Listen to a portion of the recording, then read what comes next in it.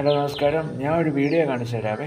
ഈ വീഡിയോ കണ്ടിട്ട് ഇത്രയും ചീഞ്ഞ സംസ്കാരം എൻ്റെ ജീവിതത്തിൽ ഞാൻ കണ്ടിട്ടില്ല. കാര്യം ഒരു ഗെയിമാകുമ്പോൾ ലോകകപ്പ് ഗെയിമിൽ അർജൻറ്റീന തോറ്റൻ്റെ പേരിൽ കാട്ടിക്കൂട്ടുന്നതാണ് ഇതൊക്കെ.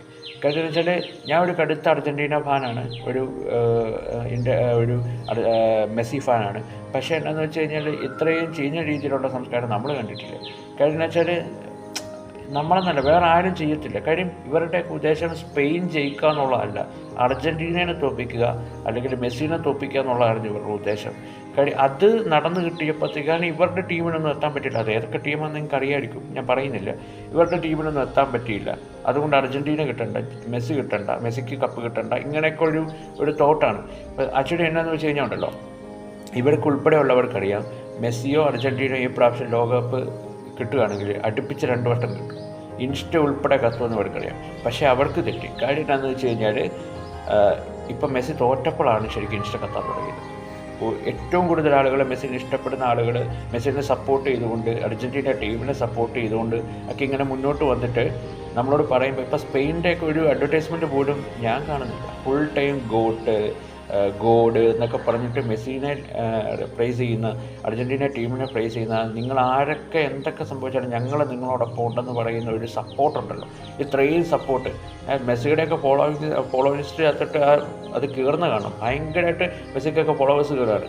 കാര്യം വെച്ചാൽ ഇതാണ് ഞങ്ങളുടെ ടീം, ഞങ്ങൾ റെസ്പെക്റ്റ് ചെയ്യുന്നുണ്ട്, ഞങ്ങൾക്കുണ്ടായ ഒരു പരാജയത്തെ അക്സെപ്റ്റ് ചെയ്യുന്നുണ്ട്.